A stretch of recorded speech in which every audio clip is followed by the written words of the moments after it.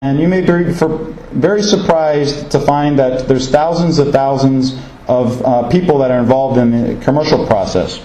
I'm going to cut this a little bit short, but just to give you an idea, I'll read a very short excerpt. Okay, now contemplate all the saws and trucks and rope and all the other countless gear used in harvesting and carting the cedar logs to the railroad siding. Think of all the people and numberless skills that went into their production and fabrication. The mining of ore, the making of steel and its refinement, the saws, axes, motors, the growing of hemp. Well, we don't have hemp anymore, but they used to grow it back then. Bringing it through all the stages to heavy and strong rope, the logging camps with their beds and mess halls, the cookeries and the raising of all the foods, and just think of all the people that just all the loggers that just need coffee. And what I'm trying to portray is even something very simple as a pencil, mass-produced, takes quite a lot of capital. In other words, when I say capital, it needs human resources, it needs machines, it needs productions, it needs the property for the factory, etc. And it's really pretty intricate. So, the same could be done with modern devices like plasma TVs or computers, or even a birthday cake or a dinner entree. The supply chains are very complicated these days.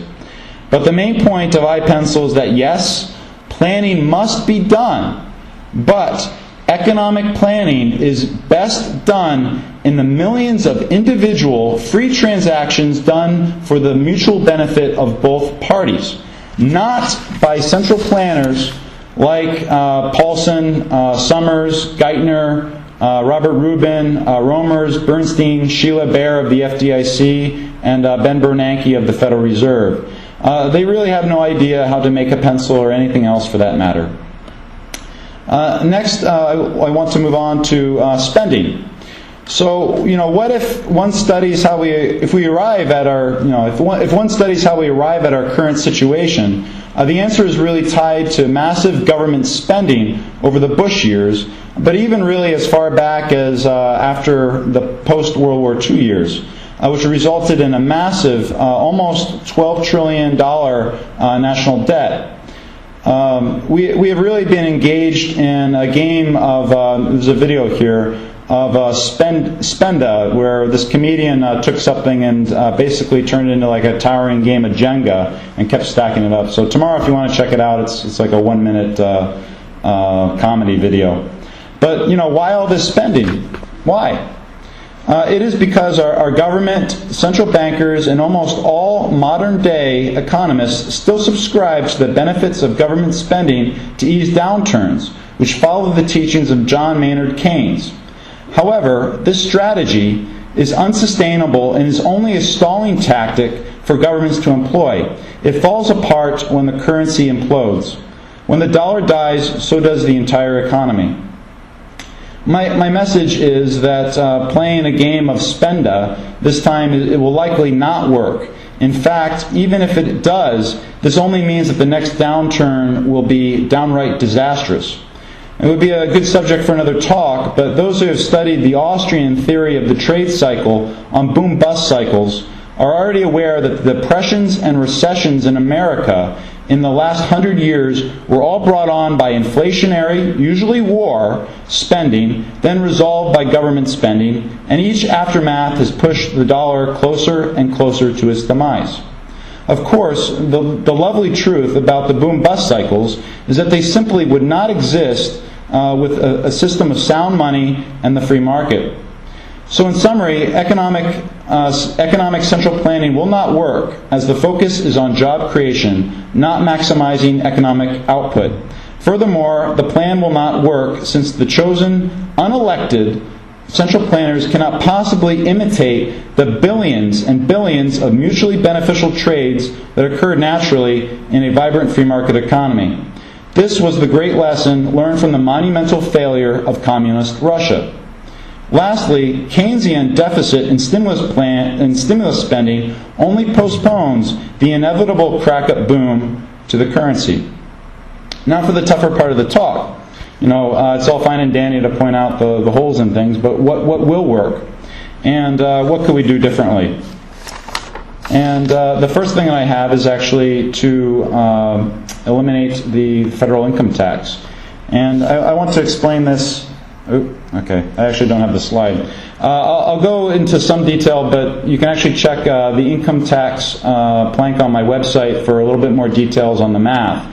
But if you check the 2008 White House budget, you'll find that the total planned outlays were $2.9 trillion. Of that, basically $3 trillion. Of that, $1.2 trillion were collected from the federal income tax.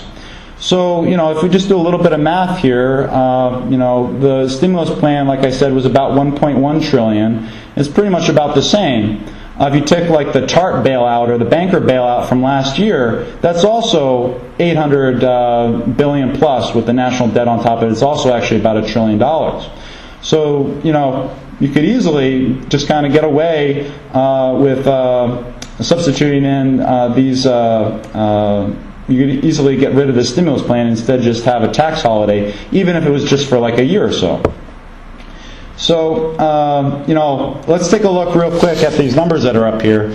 In 2008, I do want to highlight, this was under Bush, and a lot of the mess that's still left that President Obama is cleaning up actually does belong to the groups or the regimes in front of them, or the administrations. So in 2008, this was the largest budget deficit in the history of the United States, $460 billion. This year, partly due to the banker bailout from last year, but also the stimulus plan, we're going to be between $1.6 and $1.8 trillion. 2010, also over $1 trillion. 2011, also over $1 trillion, well, about $1 trillion, and so on and so forth for quite a few years. This is just not good. So, what if government were to do the unprecedented, and instead of spending $787 billion by borrowing it from China, borrowing it from Saudi Arabia, borrowing it from Japan, what if they decided just to not collect the income taxes due? Well, let's see what would happen. First, each individual would then naturally make the best decisions for themselves, whether it is to save, pay down debts, or spend on desired goods and services, which would actually create more jobs. There is no administrative cost. Second, there's no administrative cost for government to do all this bureaucracy and stimulus planning. Third, there is no need for the government to spend roughly $15 billion in running the IRS, which is the budget for the IRS, and also tax preparer fees, although the rebates would need to be withheld and that type of thing. Also, the IRS, I'm not sure if anyone here knows how many employees are employed by the IRS, but the IRS employs 92,000 people. And, a lot of them would lose their jobs. And, while this would add to the number of unemployed, but think about it, the jobs actually, economically speaking, they're not productive whatsoever. So our total production would not suffer. And in fact, when they return to work, say for a firm as an accountant or what have you, our overall production would actually be boosted. The second idea is to slash government spending. In the President's January speech, he said, quote, we'll create nearly 500,000 jobs by investing in clean energy by committing to double the production of alternative energy in the next 3 years, and by modernizing more than 75% of federal buildings and improving the energy efficiency of 2 million American homes. Well, I am not nearly so arrogant as to believe that I could decide how best to produce alternative energy, and I've already explained why it would be best for the administration to not even try. However, when he says that we can modernize the heating, cooling, and powering of 75% of the federal buildings, I think instead, how about we close down 75% of federal buildings? I'm not sure if people here realize this, but out of our workforce, 23% are employed by the government. Manufacturing is around 12% or so. So, why in the depths of possibly quite monster depression would we want to spend money on our ultimately completely unproductive departments of labor, agriculture, homeland security, energy, education, this is the federal level, CIA, the IRS, etc., Why not slash all the congressional and departmental staff budgets by 50%? Yes, there'll be a temporary supply of these people, but just think of the fantastic increases that we would have in our production with a larger workforce. And, you could do... I'll cover that in a second. Idea number 3 is to slash military spending and end the military empire.